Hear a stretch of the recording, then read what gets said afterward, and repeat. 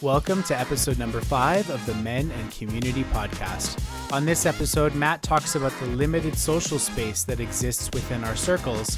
Carlo explains how understanding is a natural part of any good group, and we expand on how finding a good community takes both guts and patience. Thank you for being part of our community.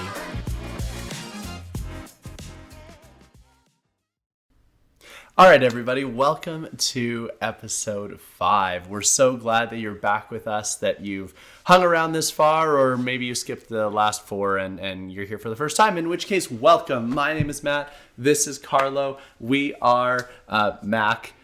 This is also the Mac podcast, Men and Community. The reason for our jovial nature at the moment is we just recorded about half of this episode and realized that we were talking, but the recording wasn't. Yeah, the technology decided we were too awesome and it gave up. As all technologies really have their day, and they're like, well, you've outlived me. Yeah. That's how technology works, right? Mostly it's when I drop my phone. Sure, you should stop doing that. I should. So today our episode is going to really build on the last episode where we talked about contributing to communities, building the communities that you're already a part of. And we're going to now take that step back, knowing what we know now, and start looking at what does it mean to join a new community, and how do we do that, and how can we really join or contribute or jump into new communities in a way that is a positive experience for everybody involved, both yourself and the community. Yeah, and that's important because there's definitely this, it doesn't matter whether you have a lot of community, whether you feel like you don't have any community at all. We are social creatures. We love the idea of being around people, especially like-minded people or things that enjoy the same things that we do. So there's always going to come that point where you feel like you need more. Now, introverts, I hear you internally screaming, saying, please no, I have enough. But there does come a season in everybody's life, multiple times probably, where they feel they need more companionship. And you go searching for those new friendships and those new associations. So I think this is relevant to everybody, even if you don't think it is. Do you ever have those moments where you hear someone say something and then a song just plays in your head? No. Maybe this is just something unique to me. I just heard... Well, you're Mr. Music Man. I mean, I just heard Season, and I just heard in my head, like, there's a time of the season. Anyway, it doesn't matter. Moving on. Let's go right into our cards, which we'll have answers for real quickly because we've read them already. Yep. All right. Here's my card. My card says, if you were given a free Super Bowl ad, what would you advertise? I think for me, what would be really, really great to have in a Super Bowl ad is just a reminder to not take yourself so seriously. I think that's something that as adults in particular, we forget. Life becomes so busy, so fast paced. There's always the next thing that we need to be doing. And sometimes we just need to slow down and just be here where we're at. Yeah, that's really important. You know, life gets in the way so often, right? And I say it gets in the way, but life is exactly what you make it. And sometimes we just get so caught up in the day-to-day things that we have to do that we lose track of the idea that, you know, right now, this present moment is kind of what's most important. Yeah. For me, the ad would be just a blank black screen, and then in white Speaking text, of technical difficulties. Yeah. No, in white text, it would be, you are enough. Because I think that society as a whole, as well as the Super Bowl advertising as a whole, is all advertising these new material things, you know, the new car, the new phone, chasing down social media, you know, the becoming, you know, the fittest and hottest by buying this new thing. And that doesn't work for you? No. Hard work sometimes makes me a little bit hotter. Sometimes. Then I eat my mother's cooking. The point that I would really want to drive home is that you are enough, and it's the people that you have in your life and what you think of yourself and what what they think of you, and the value that you bring each other. And you don't need to have all the material things. You don't have to have a high-paying job and a fast, pretty car, and you don't need all of the pressures of society to make you a good person and to make you have value in this world. So I would just purely want it to be, you are enough. And I would want that ad to come on almost after every other ad, so that every other marketing company that had an ad during that Super Bowl would feel terrible about themselves. Great. So what we're feeling right now is 95% heartfelt and just like 5% vindictive. Not vindictive. I'm trying to enact change in the world. With a shank. A polite one. Sure. Nothing like a good polite shanking. Very good. All right, your turn. What's your card say? What adjectives do you hope to describe you when you are 75? So for me, the kind of the low-key goal that I've had for a while is this idea that I am capable, that I am able to do all of the things I could possibly ever want to do. So I spent a very large portion of my life, physically, mentally, and financially unable to do a lot of the things I wanted to do. So, I want to be someone who in his 70s, 80s, as far as my 90s, like I even have this very, very small goal of living to be 99, just so that I can do something fun when I turn 100, right? Like something crazy over the top. And we'll talk about this in private later because it's, You got plans? But I think the adjectives I would want would be fun, happy, healthy, and able. Love it. Yeah. For me, the first one that comes to mind is I want to be relevant. Like I want to be in a place where I can have a conversation with someone in their 20s, someone in their 30s, someone in their 40s, and I've got context that's relevant. I've got perspectives that maybe people haven't thought of, and I can understand other perspectives that aren't my own, of people that are generations younger than me, right? I think that's really important. I'd really like to be like that classic silver fox, like that good looking old man. Like being able would be good too. Like I don't really want to be in a wheelchair or walker either. So I'm with you on all the health stuff. You don't want to be the silver fox that advertises stair lifts? No, not unless I'm like dancing my way up it. That defeats the purpose of a stair lift? I'm aware. What about a walk-in jacuzzi? I've always wondered what those are like, because you'd think that it'd be awkward to have the jacuzzi fill around you.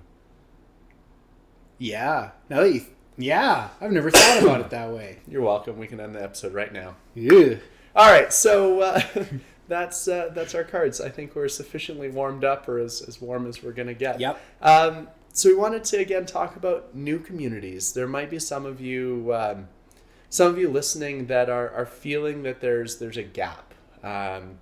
Maybe you've just relocated to a new city, a new living arrangement, and you're looking to meet people in your community, or maybe you've just left a community and you're looking to fill that void, or maybe it's a new job. You're starting a new job and you're trying to figure out how to ingratiate yourself with your new team, your new staff, your new coworkers. For me, I wanted to share a bit of a story about when I joined a new community, and most recently for me, that was when I joined a new gym that I've been going to for just over a year now. And at the time, I had been working from home for about 8 or 10 months. Mm-hmm. And I was struggling a little bit. So for context, this was in November of 2021, so we're about a year and a half, or I guess almost 2 years into the pandemic at that point. And for the first little while in 2020, I was doing great with my at-home workouts.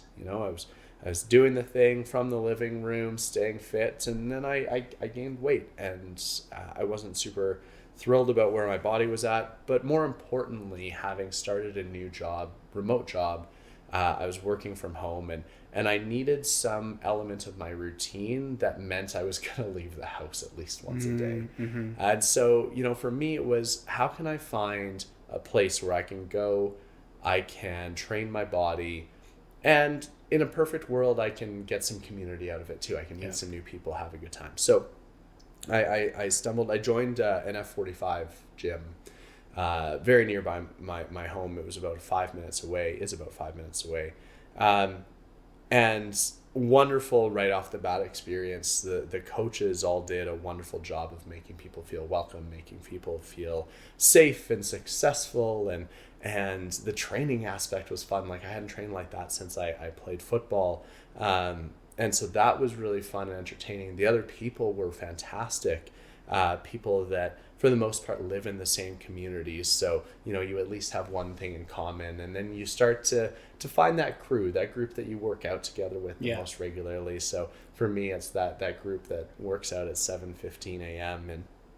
And you start to really feel really, really good about the people, and you feel comfortable. And that's what community is. It's finding a place where you're able to feel safe, where you feel like you are a part of something. And what was interesting to me just recently, so just a couple weeks ago here, so for timing, it's early 2023. So I've been going to this gym now for, as I mentioned, shortly over a year. And as I've mentioned in previous episodes, I happen to teach a dance fitness program, and it's something that had been on my mind for several months. I really wanted to teach a class there. Not looking to get paid for it. I just haven't taught an in-person adult class for a while, and I wanted to contribute to the community. We talked in our last episode that there's gifts that you can bring to help build the communities you're a part of, right? Sure. And so this was something that I wanted to do, and they were fantastic. They gave me the platform. They gave me the space to use. There was several coaches that came to participate in the class just to support me, which I was just so blown away by. And one person that I work out with quite often, at least 3 times a week, I see her, baked cupcakes. She wasn't coming to the class. She made it very, very clear from the start that she had other plans, that she was busy, that she wasn't going to be able to make it. But she still went out of her way to bake treats for the class. And what really struck me was that somebody would go out of their way to do that for no other reason than to contribute to a community. And so this got me kind of thinking and reflecting about what had I done in the last year of being a part of this community with F45, the gym that I go to, that had really, really, I don't know, made a difference. And so that's kind of what's been leading me to think so much about this right now. Mm-hmm. Now, for those that are not familiar with F45 as a brand, can you describe a little bit about what the environment is like? Like, how do you work out? Is it a class environment? Is it like a gym that you would traditionally go to and find all these machines? What is it? Yeah, great question.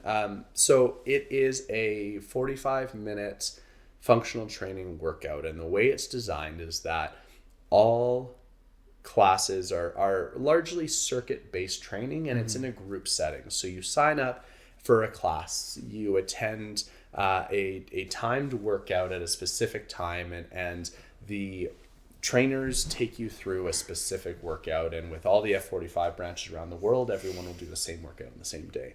So you are in a position where you're doing the same workout with whoever's in your class, but of course whoever comes to train that day all around the world.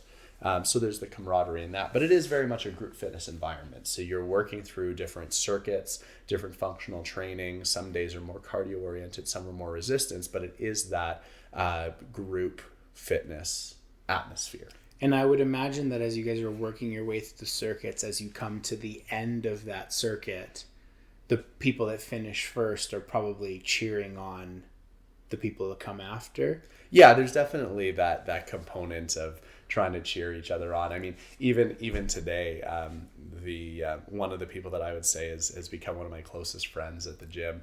Him and I were at stations across the room today, and we were just yelling at each other like, Hey, how are you doing? It's not a big building. Hey, how are you doing over there? We miss you. Like all these kinds of things. So it's definitely a cool environment to be in.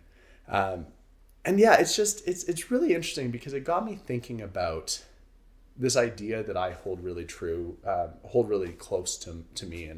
And I think this is a very important concept when you're dealing with new communities, and that's the idea of social space. So I want to describe it like this. I want you to imagine that the amount of social capacity of any environment, any environment that you might engage in that's more than just yourself, there's a finite amount of space available for social interaction, right? Like, I can sit down for coffee with you. I can talk for 2 hours straight and we can leave. You haven't said a word. I've just taken up the entire social pie, right? I've consumed a vast majority or all of the social space in that interaction.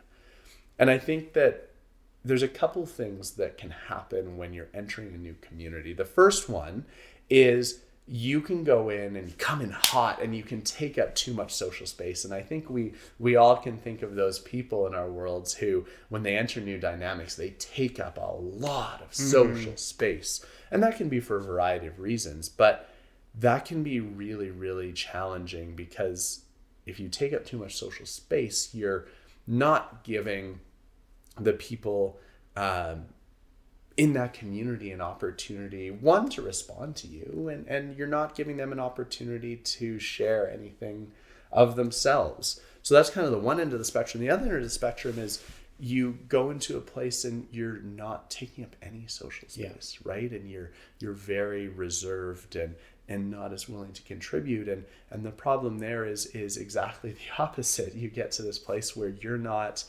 giving the other people in this new community that you're trying to join a way to connect with you. I would agree very much with both of that. And I think it's very much a sliding scale because, you know, I'm sure we've all been in that scenario where we enter a new group of people. And like, I know personally, believe it or not, when I first enter a group, I'm very introverted. I need to get a gauge of the energy or the vibe in that community so that I can then step myself up to something similar. Because I know that I don't want to take too much. And it's, I don't want to say it's a confidence thing, but it's I want to play on the same level that you guys do for now until I can figure out where I can inject my value. And this is something that I think, I know you're very good at. I feel I'm good at it too, to my own horn. But it's this idea that even though the final spot for me is this very high level of taking up a large amount of social space, right? I like, life of the party, loudest guy there normally, right? It's in a fashion of I'm the biggest guy here, but come with me. Right? I'm going to take up a lot of social space, but like, you're cool, come with me. Also, you seem kind of quiet, you come too. Yeah. Right? Interesting. Because I think that every great community has those people in it.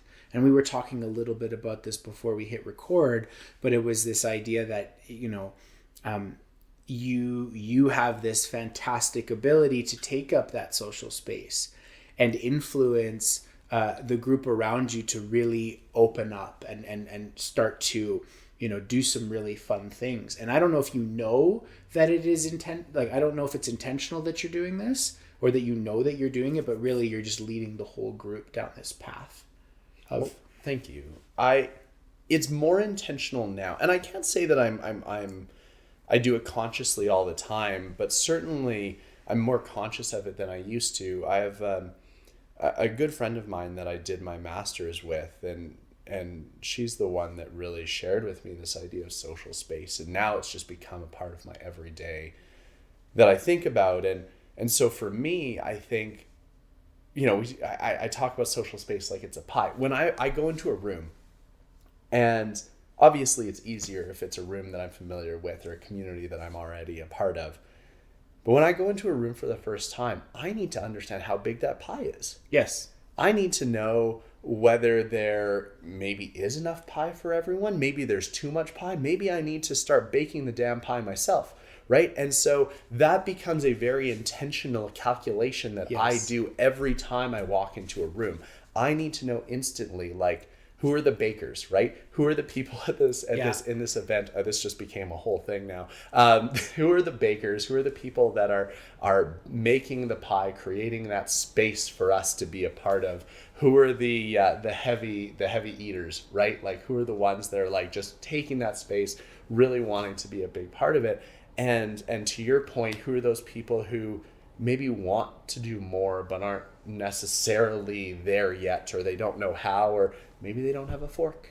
They don't have that tool, right? They don't have... I love this analogy that you're steering down. This was not the plan. Do you want pie? This is not the plan. I would love pie.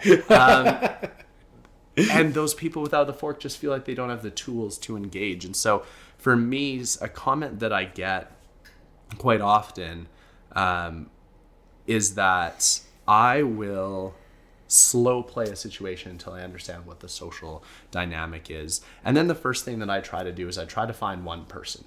Mm-hmm. I try to find one person that I can connect with, somebody that I resonate with, someone that I can start to build or form a connection with, so that my experience can be better, first of all, but also so that I better understand what's going on in that environment. And so for me, like, this is also how I network in a lot of situations too, whether at conferences or whatever. But I need to understand what that social scenario is.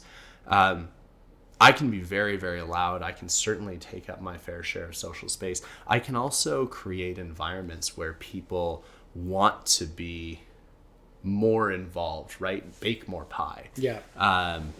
And I do that through, whether it's through my classes or through kind of the situations that I try to create. But, you can't do that if you don't know what the environment's like when you show up. Yeah. So what we're both kind of saying, I think, at this point is that the number one step when you're entering a new group or a new community is trying to get a gauge of what that community is like and who makes it up, right? And this is a skill that, believe it or not, I think both introverts and extroverts have. Yeah. An introvert walks into a room and they're going to identify, the really loud person, and they're going to be like, I'm staying away from him. Where the extrovert would identify that person and kind of flock towards them, right? So you already have that skill set. You just need to be aware enough to identify it, I think. Yeah. And then it comes again down to this level of self-awareness of trying to decide where you want to fall into that social circle. Because, and this is dynamic, because you can be in days of really high energy and you want to be the big person. And sometimes you're like, I'm spent, I'm tired, I have no social battery. I want to just be the quiet guy in the corner. And then maybe as time goes by, you'll elevate that energy a little bit. I got a phenomenal compliment from a friend of mine a couple months ago. And he said, through all of the things you have going on in your life, one of the things that always astonishes me is that you have this ability to instantaneously raise your rate of vibration, right? So raise your energy, so that he's like, I'm never concerned about putting people in front of you. And he was referring to in a professional manner, because I know that you will always be able to instantly turn that on and give your best. Right. And it was a phenomenal compliment to get, but it was also kind of this realization that we aren't always in the headspace to be that really, energetic giver in a social situation. But there's a skill set involved with bringing that energy up. And I don't want to call it disingenuous, because that's not the right word, but it's fictitious, right? It's putting a face on kind of in front. And the point I'm getting back by here is that when you are in a new group and you know that normally that's the social space you want to take up, sometimes you have to show up in the beginning, at least, with that extra level of energy, just until you pick it back up again, right? Because the first few kind of interactions you have with a community tend to set the tone for your role in that group, right? And I'm not saying you can't change it later, but what I'm saying is that just on this concept of, the social pie and how much you're going to take up of it, I think it's important that you intentionally set a tone for that kind of pie. See, I find that very interesting, and I agree. I think that you definitely need to be intentional about how you're showing up in terms of what parts of you want others to see. Yeah. Because we all do that, right? It's not being disingenuous to show up and only share parts of you, right? Like, that's a very, very natural thing. We can't be completely open and vulnerable with somebody that we just meet off the street. And that's the point I'm trying to get we at. Would terrify them. By the same token, though, I think that, when I think back to experiences where people have come in, and I refer to it as like coming in hot, like they come into a new environment and they're trying so hard to ingratiate themselves that they take up all the pie, and they're just like, oh, your pie's delicious. Give me a third, fourth, fifth, sixth and piece. You can spot that. Right from the get-go. And then it feels disingenuous. That's right. But also what'll happen too is those people at some point will have some sort of interaction where they'll run up against a wall and they'll say, oh, I need to back off a little bit. And more often than not, the equilibrium point for that person in that community ends up being less social than maybe they intended on being to begin with. And so while I agree, we need to be really intentional about how we show up in the beginning, especially how we want people to see us when we arrive. But we also need to slow play it a little bit. And I think this is something that's really important. We need to really, really understand that communities typically are also going to be patient. We need to be really intentional about what we're sharing of ourselves, but communities are also going to be patient. Yeah, they're not going to. A good community will. Right, right, and they don't need to see all of you all at once, and so you get to slow play a little bit about that, and so we get the opportunity to be patient because of it. Yeah, and I don't disagree with you. I think it's kind of a difficult thing to explain. It's this idea that you have to understand that most good communities will be patient. Most good communities will allow you to slot yourself in. They'll allow you to be vulnerable when you need to be. And in saying all of that, that is a comfort for a new community. Maybe takes a little bit of a pressure off of you, but also try to be intentional about this idea of who you want to be in the community, right? Because there's a power in other people in that group looking at you and going, oh, that's Carlo. I know that he's, I'm going to have this kind of conversation with him. He's going to bring this kind of energy. He's going to ask me all the questions if I bring anything up, right? There's a certain level of power in that. And if you understand a little bit more about who you want to be in that group, I think it opens up some doors for you about how you can bring value and you can be a part of that group, right? Yeah, I like that. I think it's really important to understand that. I think that's really interesting. I'm back to baking. Are you hungry? Nah, weirdly, I don't think I am.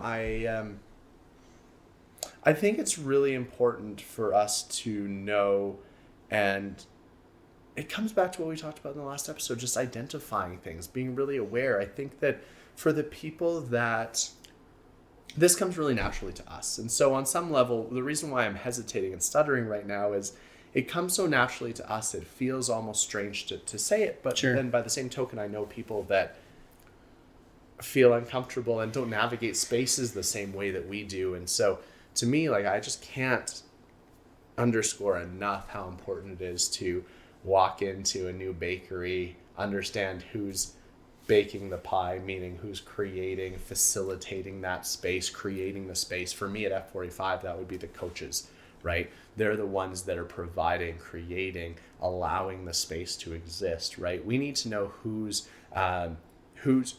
purchasing, right? Who's buying the pie, who's eating the pie. These are the people that are taking up that social space. In that regard, it's the people that are participating in the classes, right? And so you got to understand who's taking up how much of the pie that's available, in the same way that you need to know what's going on with the coaches. Some days the coaches are going to be less energetic than others too, and there's just going to be less pie available. Or maybe that's when I have to step in and bake the pie myself. Not to say that I start teaching the class, but like when coaches, it's very clear that they're just a little bit less energetic. That's when I'll step in that class and I'll be a bit louder. Maybe I'll yell across the room and say, you got this, Michael, right? Like I'll just be a little bit more vocal because I need to be more of a baker. And I just think that it would be really valuable for more people to enter with that intentionality that way. So to paraphrase a little bit, entering into a new community with the intention of finding a spot that you can provide value in. Yeah. Right? Because as we kind of said in our previous episode, there are communities that we find value in, that provide us value, and then there's ones that do both, right? So when entering this new group, if you can identify that right from the get-go, it gives you a couple things. One, it makes you aware of whether this is a community you want to be a part of. Because let's face it, I told the story in the last episode about becoming part of a community and then making the decision to step back from that. Sometimes things aren't worth the investment, and the sooner you can identify that, the sooner you can spend time on something that is. Yeah. Right? And I'm a big fan of this concept of value in life. Yeah. And we're going to talk in depth about this in a later episode. Yeah. But if that community, if you can identify quickly that it's not giving you the value that you need out of it, or that maybe you need right now, and this does not mean the people in it are bad. It does not mean the group is bad or the subject matter of the group is bad. It means it's just not right for you at that time. That's a good thing that you can identify that early. And maybe you'll also identify early that this group is exactly what you need. Yeah. And you want to be a part of it in whatever capacity they need you to be. And then at that point, you can find an area, that little slice of pie that is suited for you, and you slot yourself in there. And then hopefully that group will give you opportunities to grow a little bit more, right? And you'll find yourself ingrained in this community. And guys, I'm not gonna low play this. Having a community that you feel at home in, you can feel vulnerable, you can feel strong, you can feel supported, loved, valued. That is, at the worst of times in your life, that is something that you will grow to value more than almost anything else. Right? So if you do not have a community in your life, make it one of your goals for 2023 to find one. Yeah, I think that's really, really, really well said. I also want to draw a really important caveat there. Sure. I think that it is indeed very important to be able to make some very quick evaluations of whether this is the right community for you for a whole number of reasons. What I would caution everybody, though, is to be really aware if you find that this is a trend. If you start going into communities and you're like, nope, not for me, nope, not for me, nope, not for me. Because what you're going to find really quickly is that if there is repeatedly different communities that you're showing up in and you're not feeling like they're for you, one of a couple things may be happening. One, maybe you're not choosing the right communities. Maybe you're not stretching your comfort zone enough to find the ones that are right for you right now. But maybe you're not being patient enough. Yes. And I think that we want to keep coming back to this idea of patience. And so much of our world today is about instant gratification. Community doesn't work that way. Yeah. Right? you can't build Rome in a day, so they say, and that's a hell of a community. So I hear. I don't know. I've only been there for a few days. But the point is that if we're going to go in and make these summary judgments about groups of people, organizations, communities, super, super quickly, that can be really damning too. You know, I think about when I was in business school, and every business student except me, so it seemed, hated group projects. Oh, I got the worst group. They don't do anything. They don't actually work that hard. I'm going to have to do all the work, and they're going to just, get the benefits of my hard work. And this is a narrative that I hear with almost every person who's gone through business school. And I loved every single group project that I was a part of. So much so that one of the group projects I was a part of, I ended up getting extra, it's a long story, but I ended up getting extra bonus marks because we were able to create such a really good environment in that group that when it came time to assess members of the group unilaterally was like, Matt, you should have bonus marks. You should get 10% higher grade than the rest of us. Unheard of. These are like future capitalists of the world, right? Like, this is not supposed to be the group that's supposed to be withholding their own marks to be able to share more with others. But these are the kinds of things that you can create, these spaces that you can create when you're contributing to new communities, if you're patient and if you're willing to invest some of your time into supporting, even if they don't feel like the right community right now. Yeah. And thank you for putting that in there, because my intention was not to say don't give this community a chance. My intention was to say is that identify what it is, in this community that you value, that you like, and maybe the things that you don't like, and after a good judgment period, make that decision. Because a good community that you would find long-term value in will take you out of your comfort zone, right? So that means in the beginning stages of these new relationships, you're going to be faced with these scenarios that you don't feel comfortable in, meeting these new people, and you have to be willing to push through that, knowing it will grow you as a person. Yeah. So I would say maybe that point in time where you can start to make those evaluations is once you start to become comfortable in that group a little bit, because you pushed through the hard parts, you're comfortable enough to have some of those more intimate conversations, and now you'll have a better idea of what that group is actually made of. Yeah, that's great. Yeah. I really, really like that. So I think we'll start to wrap this one up here. Sure. And I think that for me, what I'm hearing is when we're joining new communities, it's important to go in with an open mind and open heart. It's important to get a sense of what social space is available and be really intentional about how you want to show up, what versions of yourself you want to share, and what social space you want to consume. And that's different for everybody. It's important to be patient. It's important to understand that a good community will be patient with you, and that a good community will be there on your worst days to support you in the best way that they can. And that's one of the beautiful parts about community. Yeah, there's good people everywhere. Yeah. You look everywhere. I think it's a Mr. Rogers saying, look for the helpers.